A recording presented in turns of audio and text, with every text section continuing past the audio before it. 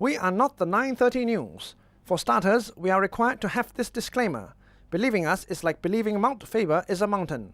Contrary to popular belief, any similarities to actual people or events are purely coincidental. And now, the news. The headlines. The Singapore Navy denies the existence of Transformers-style technology. A new talent identification scheme gives Singapore athletes a shot in the arm. Transport companies adopt radical measures to make commuters more considerate. And police officers to get more international exposure through overseas training stints.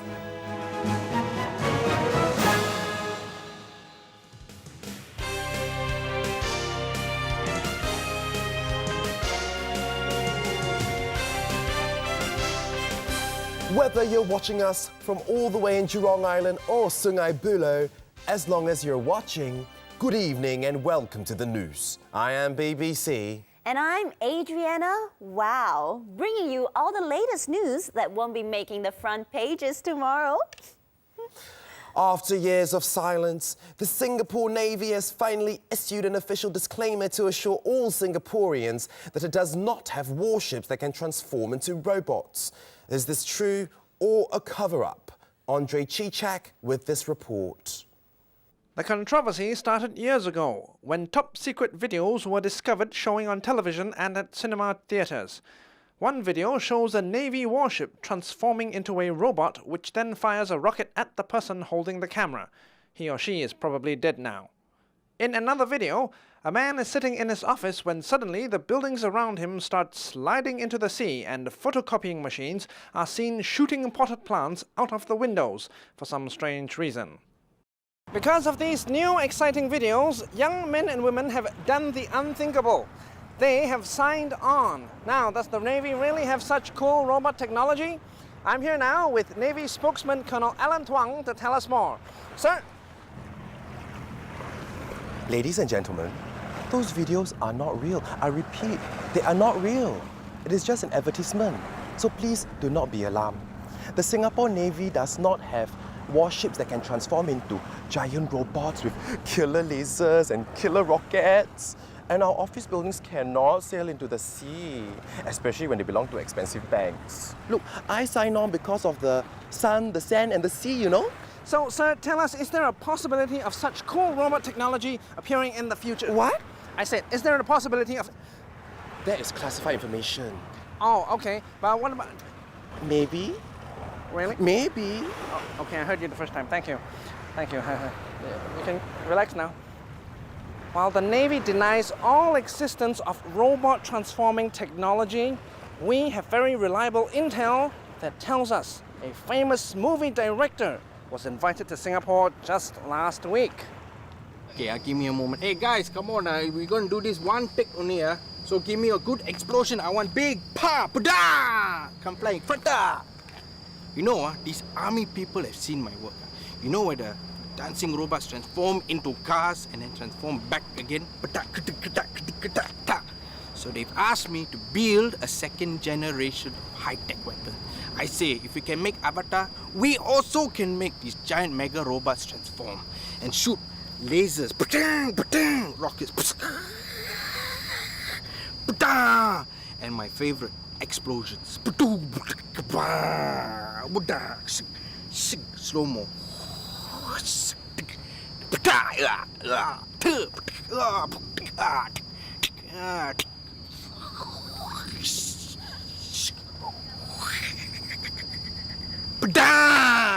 Please, stop touching the robot, okay? But bim bam booms indeed. Looks like our next generation Navy is going to have a blast of a time. This is Andre Chichak, the news. Singaporeans can solve the most complex mathematical problems, win the world's top debating competitions, and somehow reinvent themselves with each economic crisis. But it seems they're just crap when it comes to running fast. Or can they? Jacques Wee finds out more.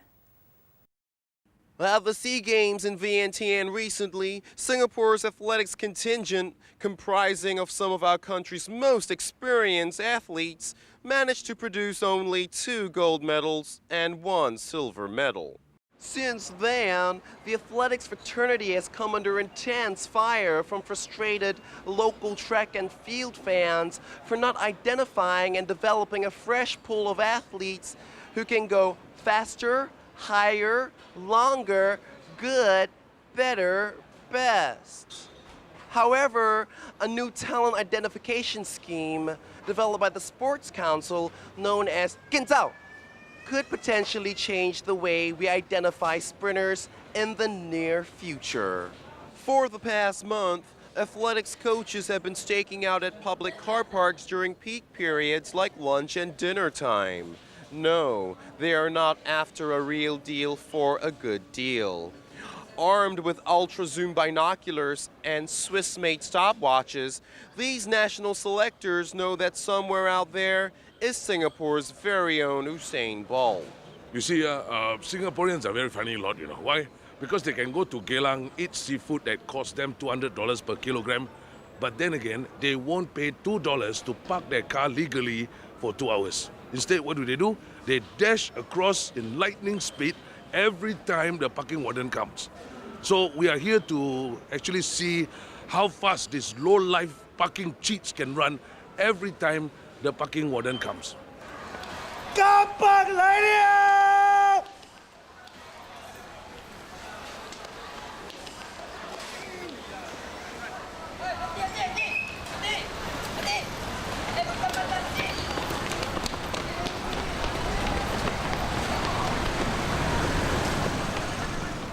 Last week, we recorded this 45-year-old uncle covering a distance 125 meters in 13 seconds flat.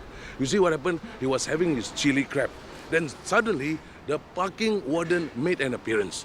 So he jumped off from his seat, jumped over 3 dustbins, dashed across all the way like a mad dog towards his BMW, reached there just in time before the parking warden reached the car.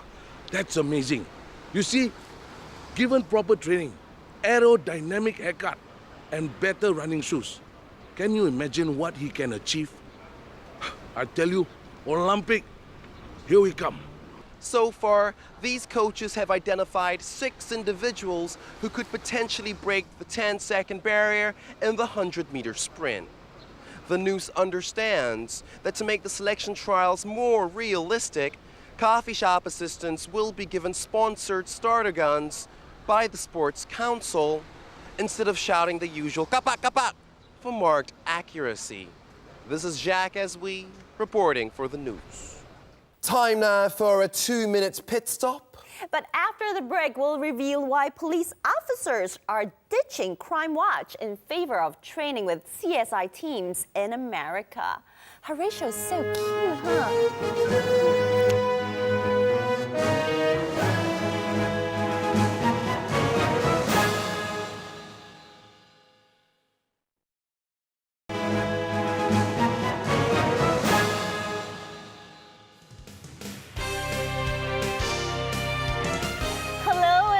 Back to the news. It's like the real news, only better.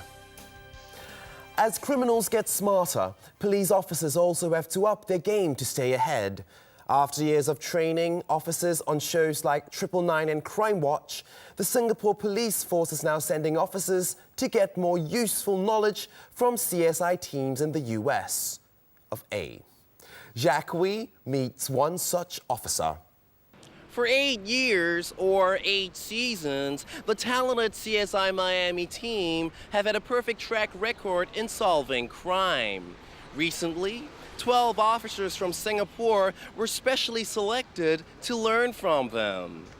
One of them is 45-year-old Inspector Margaret Chan, a vegetarian and also an ex-dentist, who was recently involved in a high-profile case-by-case television series, Crime Watch. Yes, previously, if you can remember, I trained with the officers in 999. Remember 999? James Lai. And then after that, I trained with the officers in Heartlanders. Remember Heartlanders? Vincent Ng. And Aaron Aziz. Yep. But then I tell you something, I accidentally punched Vincent Ng in the face, so they demoted me to hosting Crime Watch. Not much action over there. Anyway, we were mostly doing the same things all the time. Chasing after loan sharks, snatch thieves, and granny molesters at HDB void decks. So it got very boring after a while. You know, it's like watching reruns after reruns of Harry Potter or Home Alone on Channel 5. You know that kind of feeling? Anyway, but now I'm very excited, yes, to be learning all these new and exciting things on CSI Miami. Very useful stuff they're teaching me, like how to use a microscope, how to pour chemicals into test tubes, fascinating stuff, and how to use the LCMS, liquid chromatography mass spectrometer. Very good, huh? You will never learn that on Crime Watch. But most importantly, I learned how to say these one-liners effectively in a dramatic but stylish way, sort of like this. We have to crush them. Like a cockroach. Good, huh? While on attachment with CSI Miami, the officers had an opportunity to work on high-tech equipment that have yet to be invented, solve cases, and catch criminals within 1 hour, just like the famous team. With the success of this overseas attachment, the Singapore Police Force has decided that future batches of officers will be sent to learn crime-busting skills from other award-winning television programs, such as The Mentalist, Criminal Minds, Dexter, and Law and Order Special Victims Unit. This is Jack S3 reporting for the Noose. If you're pregnant or an elderly person, you would have probably encountered a large number of unusually sleep-deprived people on our public transport system. They're pretty ugly too. But at least one transport operator has introduced new measures to jolt Singaporeans out of their stupor and be more considerate towards passengers in need. Andre Chichak finds out how. Last year, this man, Phua Chu Kang, was selected to be a role model for commuters to be gracious on buses and trains. But seriously, people, would you listen to someone like Phua Chu Kang telling you to be gracious? Well, it's obviously not working. People are still not giving up their seats for the elderly and infirm. That, by the way, means weak and feeble and useless and really, really useless. This is because many commuters are instinctively falling asleep as soon as they board public transport. With effect from 1st August, sleeping will be banned in MRT and buses, so that commuters can no longer use that as an excuse for not giving up their seats. You see, all the commuters, they are only pretending to sleep. Yeah, what we call in Singapore local language, wayang. We have known this for many years. How do you know that they're sleeping? Oh, it's very easy because the hard plastic seats is very uncomfortable for anyone to sleep in. Trust me, this is actually knowledge within our own department. Mr. Sergeant Samad claims that there are pictures to prove that commuters have been pretending to sleep. To enforce this ban, Sergeant Samad will be making his rounds with a 240-volt electric cattle prod.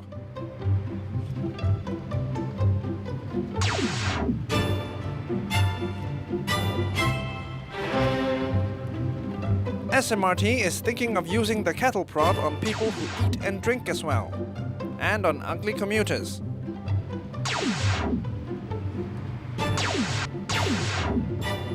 Do remember to be considerate when you take public transport. Please give up your seats to those who need it more than you. All right, it's now time for We Are Singaporeans. Definitely my favorite part of the show.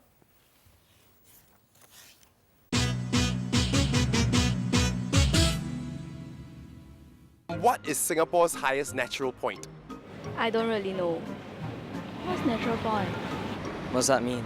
I have Bukit Timah in my mind, but not sure. It's actually Bukit Timah.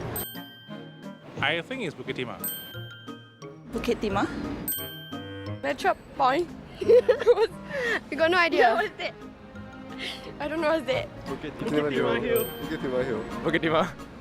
Yeah, Bukit Timah. Bukit Timah Hill. Bukit Timah Hill. Is it Bukit Timah? Bukit Timah Hill. I know it's Bukit Timah, but I don't know that altitude is Mount something. Mount Faber. Yeah, Mount Faber. As in the temperature. No, not the temperature. The ground. Yeah, is it Mount Faber? I don't know what the question means. I don't know about it. Nature Point, the height. No idea. Do you know it? Never heard of it. Okay, Changi Airport Control Tower. Sky Flyer. The Singapore Flyer.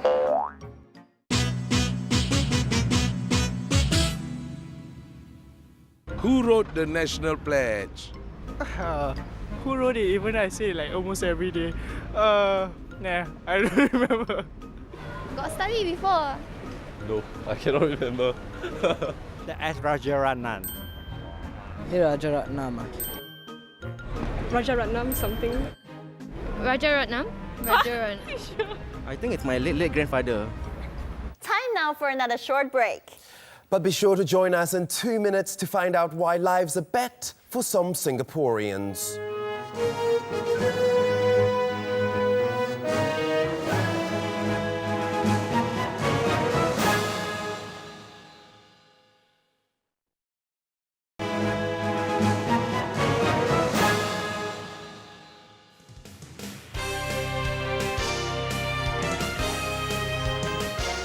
Welcome back to the news. Bear with us for a few more minutes, please. Singaporeans have not had it better in terms of betting options with the opening of the 2 IRs this year. But with many locals balking at the $100 entry fee and some others facing bans from entering the casinos, a new betting trend has emerged, and that's worrying the authorities. Jojo Joget tells us more. On any given weekend, except today, any other weekend, crowds will be gathering along these Singapore Pools outlets, placing their bets on lottery games like 4D, Toto, and even football. Even though some of these gamblers cannot or even have difficulty pronouncing some of the foreign football clubs' names. So, brother, which team did you bet it on? Milobos. You mean Middlesbrough? What about you? Toto, I bet on Toto Hotspur. No, it's Tottenham Hotspur. But it's not just legalized betting outlets like the Turf Club, casinos, private jackpot rooms in members' clubs, offshore cruise ships, and 4D outlets that are seeing an increase in betting activities. The authorities are concerned about a unique group of Singaporeans who can bet on just about anything on a daily basis. One example is 67-year-old Henry Teo. His family has placed an exclusion order on him so he can't visit the casino. But to him, the world is one big casino. So, Mr. Teo, what do you have to say about your family's actions against you? I have this to say to them.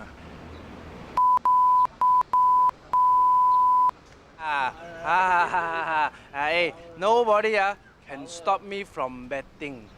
Me and my kaki here, we can sit here whole day, do nothing but betting. We can bet how long it takes for the traffic light to turn green color. We can bet how many red cars go by this traffic junction in 1 hour. We can even bet on how many times will cheat on his wife before the end of the year.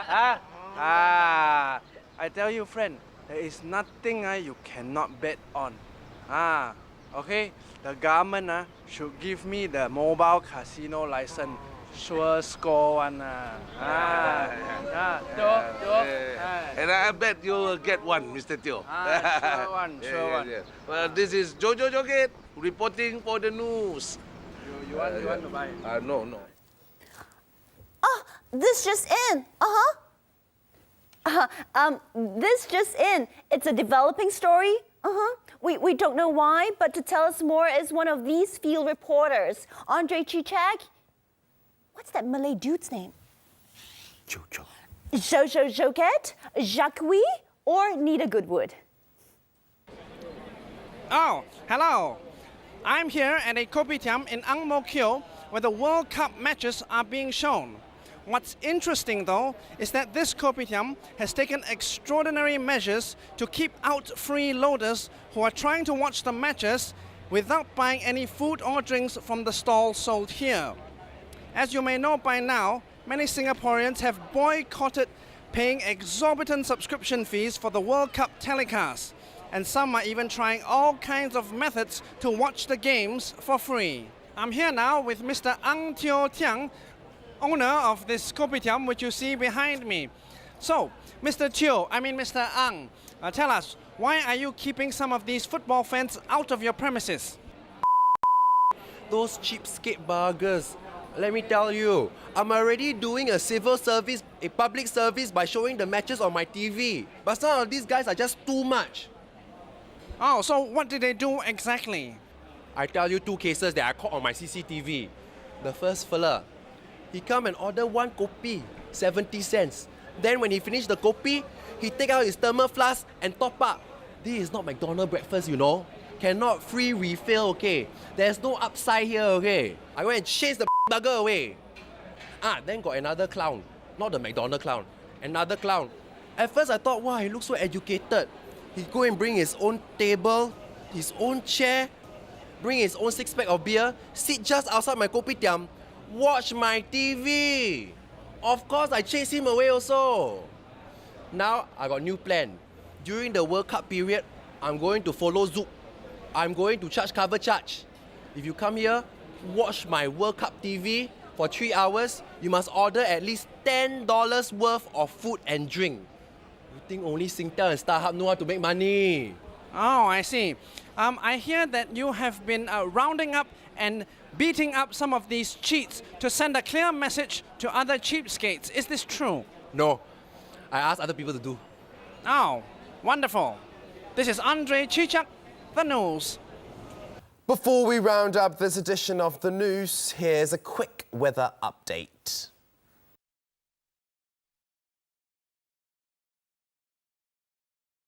Wow, that was so fascinating, wasn't it? Indeed. And that's all the time we have for you today. Do remember to check out our website for more news updates. Thank you so much for joining us here on The News, and have a smashing midweek drink tomorrow. Good night. Good night and bye-bye.